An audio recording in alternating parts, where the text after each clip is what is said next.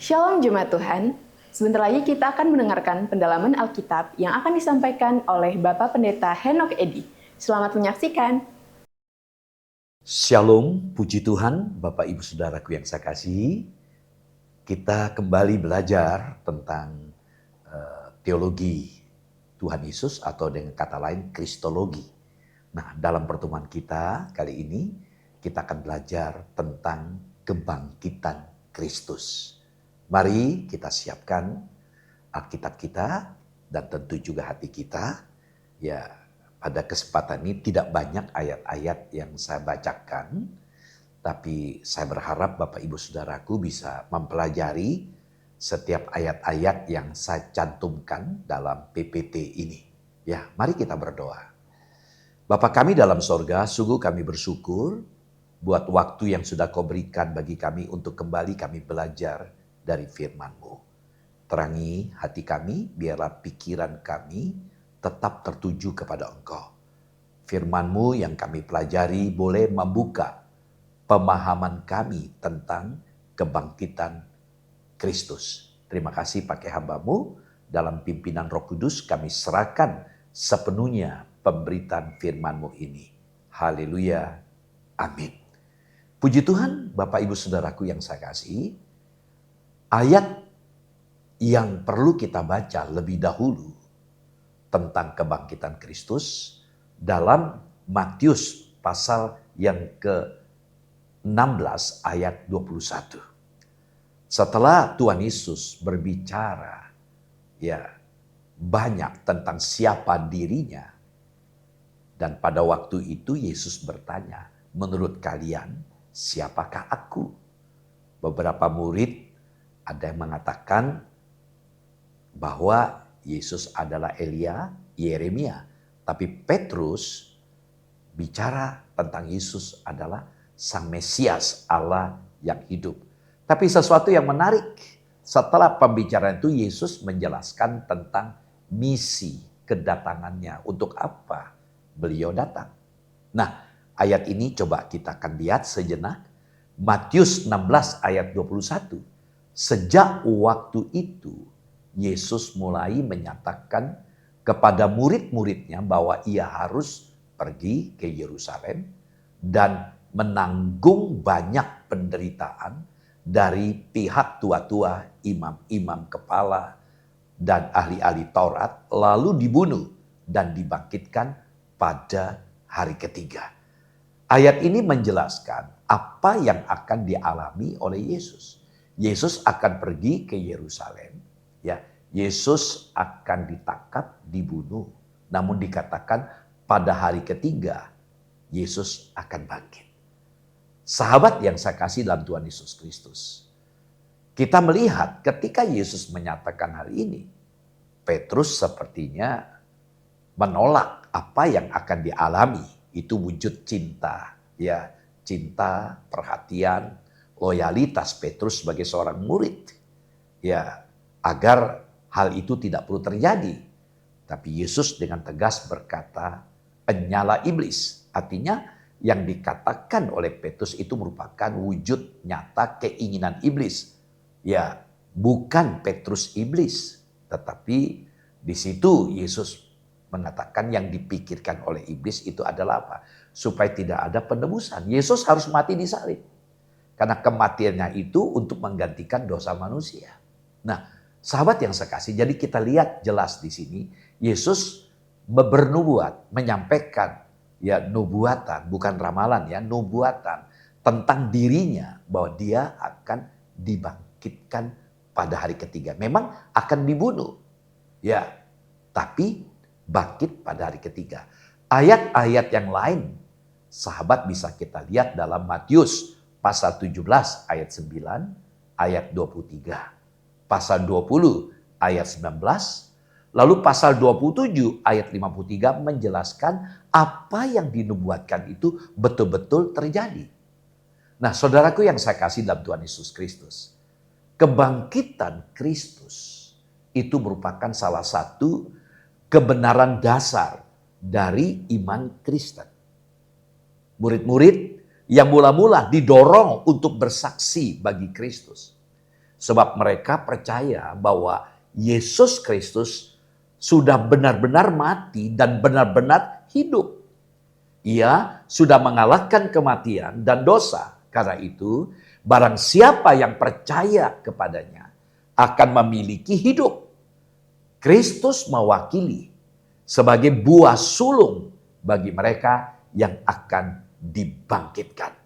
Saudara, kekesenan dibangun di atas pribadi dan karya Kristus. Pribadi Kristus yang dui natur Allah sepenuhnya dan manusia sepenuhnya tidak mungkin terlepas dari karyanya. Dan di dalam karyanya dari inkarnasi, mati, bangkit, lalu naik ke surga dan di atas tahta dia mencurahkan Roh Kudus. Ini menjadi suatu pekerjaan mata rantai yang begitu kokoh untuk keselamatan kita. Yang tidak mungkin bisa dilepaskan satu dengan yang lain. Dan di antara karya Kristus, maka Alkitab, rasul-rasul mengajarkan kematian dan kebangkitan Kristus itu adalah fokus iman kita. Saudara, begitu pentingnya peristiwa ini sampai-sampai Paulus, seorang rasul besar, menyatakan di dalam ayat ini, tujuan hidupku adalah mengenal Dia dan kuasa kebangkitannya dan bersekutu bersama-sama di dalam penderitaannya, di mana aku menjadi serupa dengan Dia di dalam kematiannya, supaya pada akhirnya aku beroleh kebangkitan dari antara orang mati. Kita bisa temukan ayat itu misalnya dalam Filipi 3 ayat 10 yang dikendaki, yang menjadi obsesi Rasul Paulus adalah mengenal Kristus dan juga mengenal Kristus dan kuasa kebangkitannya dan bersekutu bersama-sama dalam penderitaannya. Nah, saudaraku yang saya kasih, ini adalah satu tujuan di dalam seluruh kehidupan Paulus. Sungguh sesuatu yang luar biasa.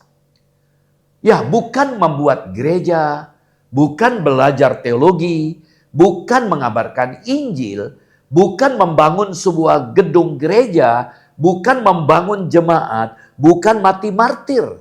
Semuanya tadi yang kita lihat seluruhnya dikerjakan oleh Paulus, tetapi biarlah kita boleh tahu apa yang menjadi nomena dan bukan fenomena, apa yang sesungguhnya membuat Paulus begitu kuat, begitu perkasa di dalam seluruh tubuhnya yang sangat lemah. Kita tahu dia punya penyakit, penderitaan, pergumulan.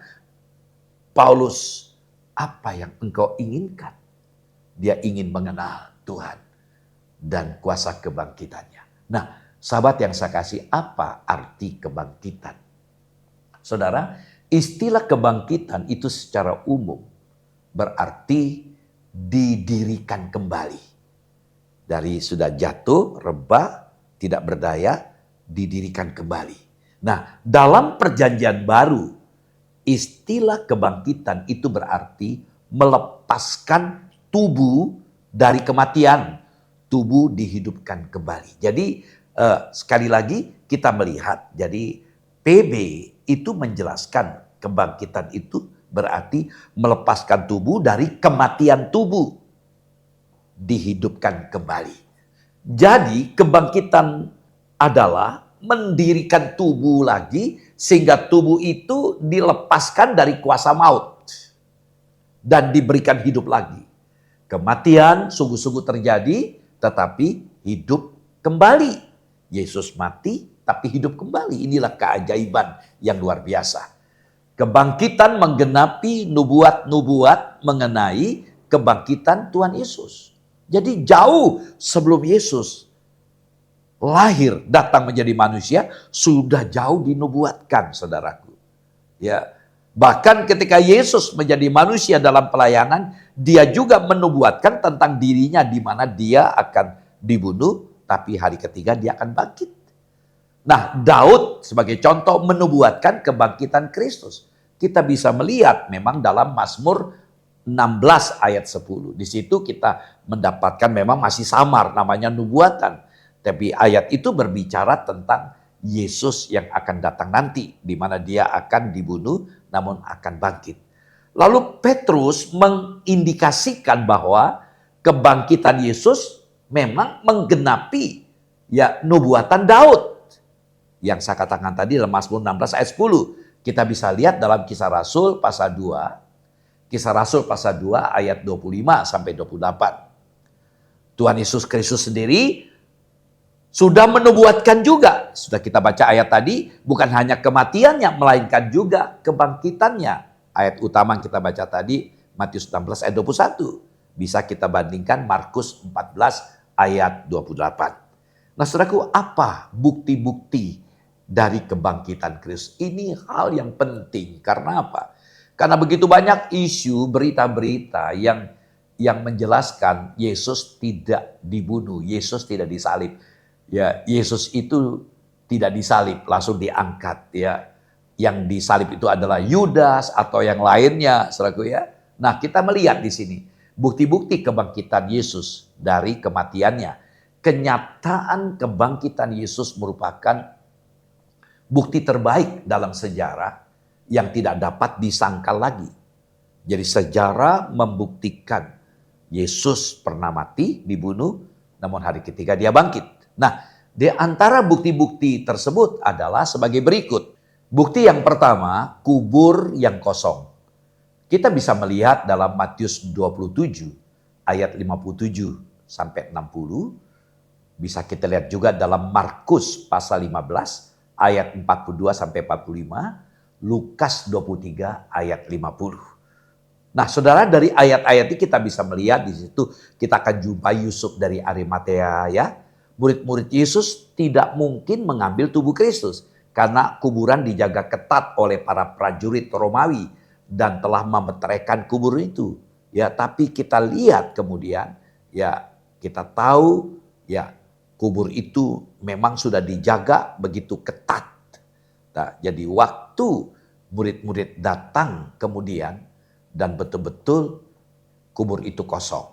Dan jelas dari ayat-ayat ini menjelaskan kepada kita bahwa Yesus benar-benar mati ada di kubur. Tapi ketika kalau kita melompat ayatnya dalam Matius 28 ayat 1 sampai 6. Matius 28 ayat 1 sampai 6. Ketika Maria Magdalena, Maria ya lalu kemudian nyusul juga Petrus dengan Yohanes melihat kubur itu, tutup kubur sudah terbuka dan Yesus tidak ada, yang tertinggal kain kafan yang dalam berbentuk ya membungkus tubuh tapi jasadnya tidak ada. Bukti yang kedua, penampakan diri kepada murid-murid. Nah, saudara, Yesus yang bangkit itu menampakkan diri. Jadi Tuhan Yesus yang sudah bangkit itu disaksikan oleh murid-murid dan banyak orang selama 40 hari setelah kebangkitannya.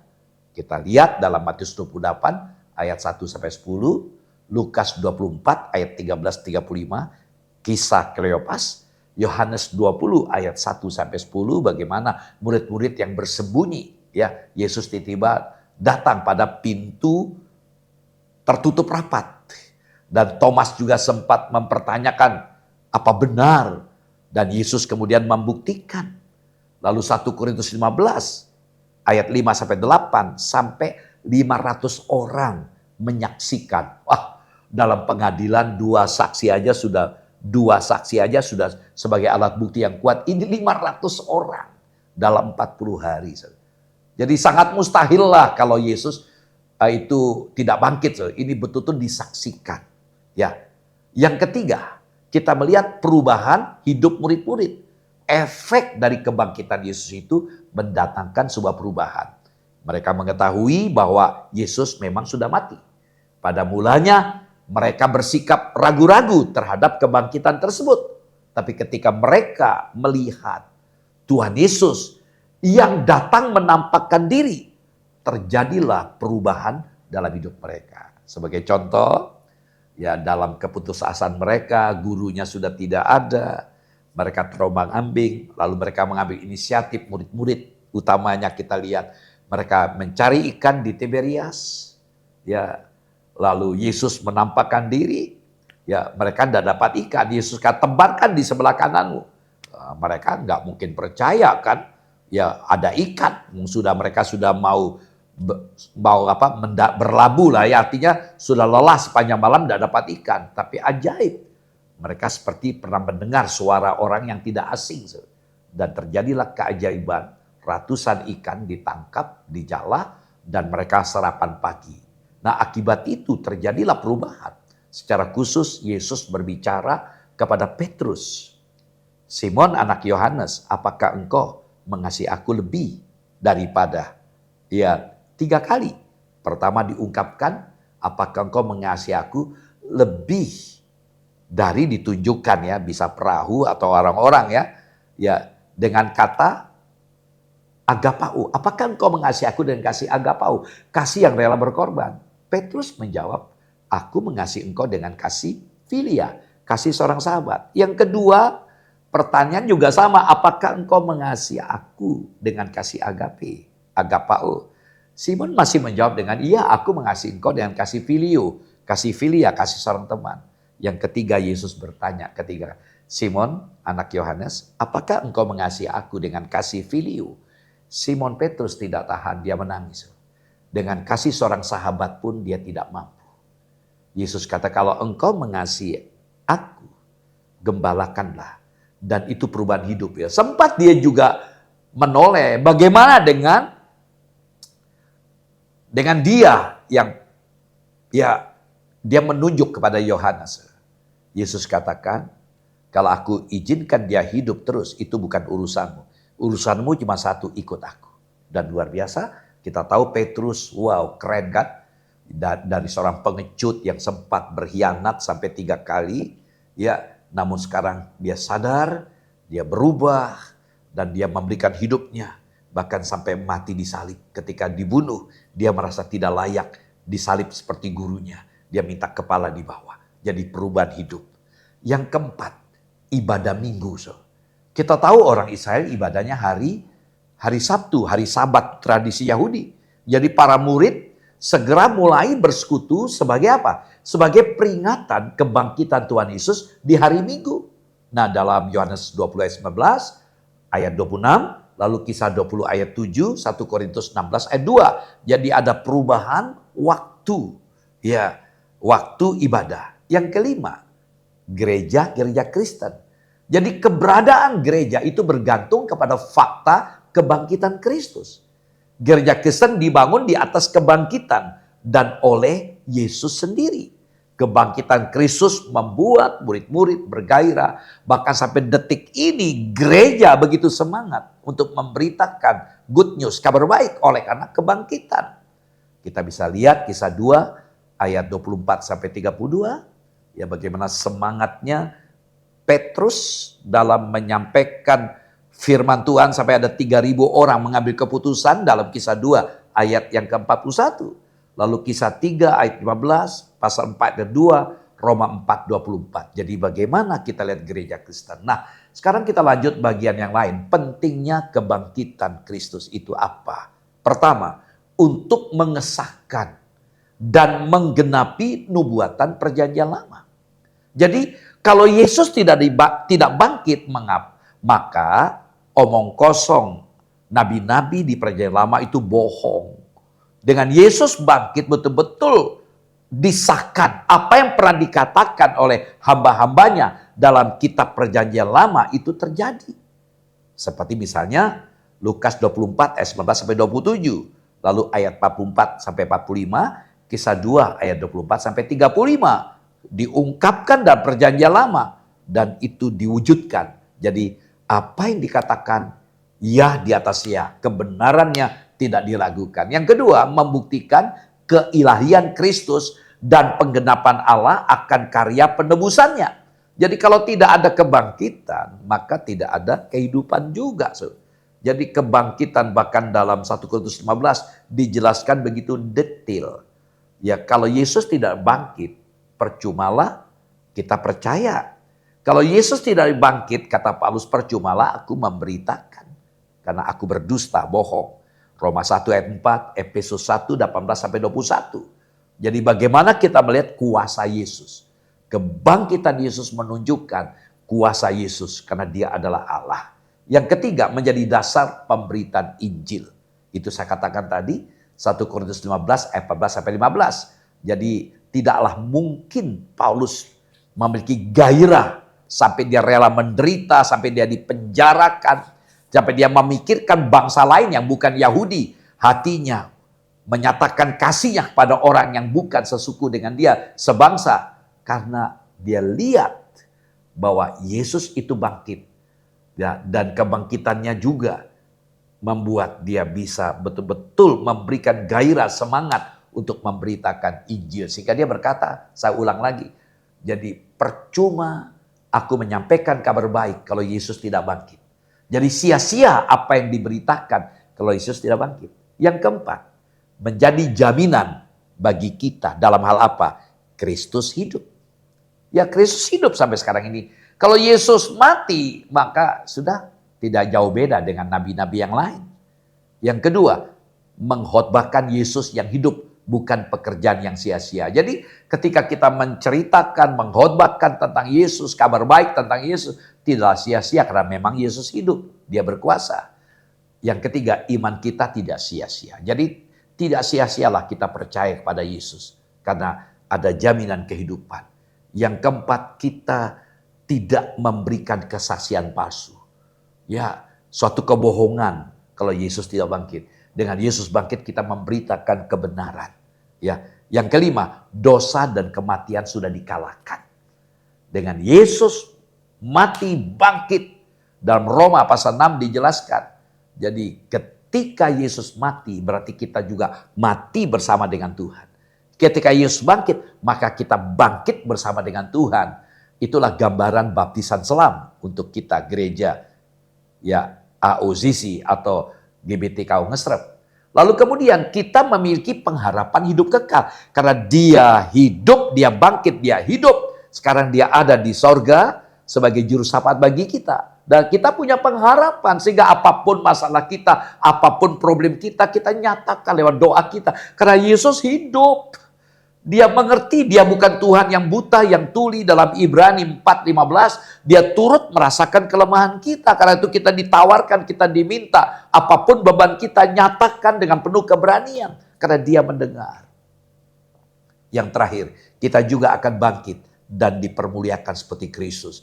Luar biasa, ini menjadi jaminan. Sehingga kita tidak perlu takut mati.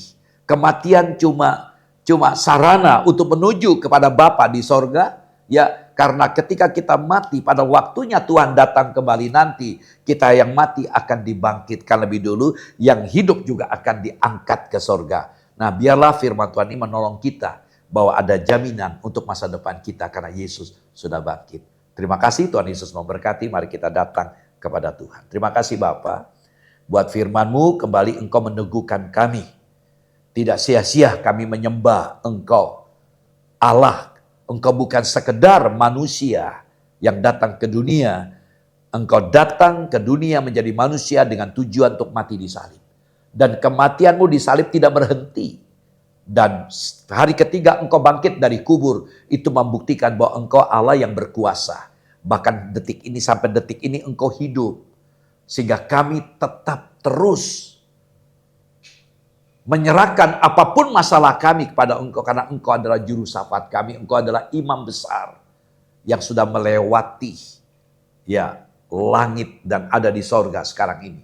Terima kasih Bapa. Bersyukur buat Engkau Yesus yang sudah hidup bagi kami. Terima kasih. Terima kasih buat kebangkitan-Mu yang menggugah setiap kami untuk tetap sadar ada perubahan. Ada semangat untuk memberitakan kabar baik dimanapun kami berada. Berkati seluruh kekasih kami yang sudah mengikuti kelas ini. Dalam nama-Mu Tuhan Yesus kami berdoa. Haleluya. Amin. Shalom. Sampai jumpa lagi. Tuhan Yesus memberkati saudara. Terima kasih Jemaat Tuhan telah mengikuti pendalaman Alkitab kali ini. Semoga renungan hari ini dapat menjadi berkat bagi kita. Sampai jumpa di pendalaman Alkitab mendatang. Tuhan Yesus memberkati.